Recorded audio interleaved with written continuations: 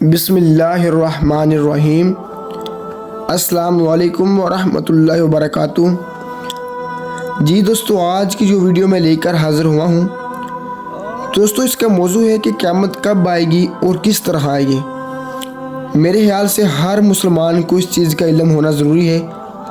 تو دوستو، جب نشانیاں پوری ہو جائیں گی اور مسلمانوں کی بغلوں سے وہ خوشبودار ہوا گزرے گی جس سے تمام مسلمانوں کی وفات ہو جائے گی، تو اس کے بعد پھر 40 برس کا زمانہ ایسے گزرے گا جس میں کسی کے اولاد نہ ہوگی، یعنی 40 برس سے کم عمر کا کوئی نہ ہوا، اور دنیا میں کافر ہی کافر ہوں گے۔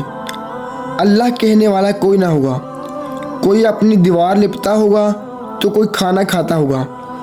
غرض یہ کہ سب اپنے اپنے کام میں لگے ہوں گے کہ یکا یک اللہ تعالیٰ کے حکم سے حضرت اسرافیل علیہ السلام سور پھونکیں گے۔ پہلے اس کی آواز ہلکی ہوگی اور بعد میں دھیرے دھیرے بہت کڑوی ہوتی جائے گی۔ لوگ کان لگا کر اس کی آواز سنیں گے اور بے ہوش ہو کر گر پڑیں گے اور مر جائیں گے۔ پھر آسمان، زمین، دریا، پہاڑ، یہاں تک کہ خود سور اور حضرت اسرافیل اور تمام فرشتے فنا ہو جائیں گے۔ اس وقت سوا اللہ واحد حقیقی کے کوئی نہ ہوگا۔ پھر جب اللہ تعالیٰ چاہے گا تو حضرت اسرافیل علیہ السلام کو زندہ کرے گا اور امور سور کو پیدا کر کے دوبارہ پھونکنے کا حکم دے گا۔ سور پھونکتے ہی تمام اولین آخرین، فرشتے، انسان، جن، حیوانات سب موجود ہو جائیں گے۔ لوگ قبروں سے نکل پڑیں گے، ان کا اعمال نامہ ان کے ہاتھ میں دیا جائے گا، حشر کے میدان میں لائے جائیں گے۔ یہاں حساب و جزا کے انتظار میں کھڑے ہوں گے۔ زمین تانبے کی ہوگی، سورج نہایت تیزی پرسر سے بہت قریب ہوگا، گرمی کی سختی سے بیجے کھولتے ہوں گے، زبانیں سوکھ کر کانٹا ہو جائیں گی، بازو کے منہ سے باہر نکل آئیں گی، پسینہ بہت آئے گا، کسی کے ٹہنے تک، کسی کے گھٹنے تک، کسی کے منہ تک، جس کا جیسا عمل ہوگا ویسے ہی تکلیف ہوگی۔ پھر پسینہ بھی نہایت بدبودار ہوگا۔ اسی حالت میں بہت دیر ہو جائے گی، 50,000 برس کا تو وہ دن ہوگا، اور اسی حالت میں آدھا گزر جائے گا۔ لوگ سفارشی تلاش کریں گے جو اس مصیبت سے چھٹکارا دلا سکے اور جلد فیصلہ کرا سکے۔ سب لوگ مشورہ کر کے حضرت آدم علیہ السلام کے پاس جائیں گے۔ وہ فرمائیں گے کہ حضرت نوح علیہ السلام کے پاس جاؤ، تو حضرت نوح علیہ السلام حضرت ابراہیم علیہ السلام کے پاس بھیج دیں گے۔ تو جب وہ حضرت ابراہیم علیہ السلام کے پاس جائیں گے تو حضرت ابراہیم علیہ السلام حضرت موسیٰ علیہ السلام کے پاس جانے کو کہیں گے۔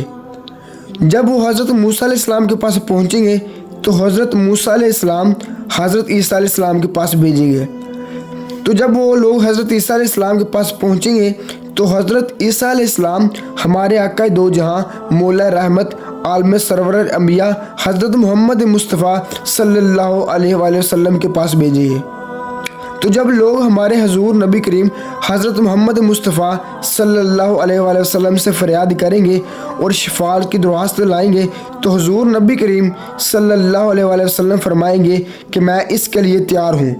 یہ فرما کر بارگاہ الہی میں سجدہ کریں گے تو اللہ تعالیٰ فرمائے گا، اے پیارے محمد صلی اللہ علیہ وآلہ وسلم، سر اٹھا کر کہو، سنا جائے گا، مانگو، جو مانگو گے پاؤ گے، شفاعت کو قبول کی جائے گی۔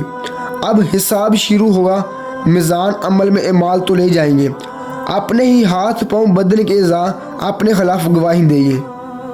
زمین کے جس حصے پر کوئی عمل کیا تھا وہ بھی گواہی دینے کو تیار ہوگا، نہ کوئی یار ہوگا نہ مددگار، نہ باپ بیٹے کا کام آئے گا، نہ بیٹا باپ کے مال پوچھے جا رہے ہیں۔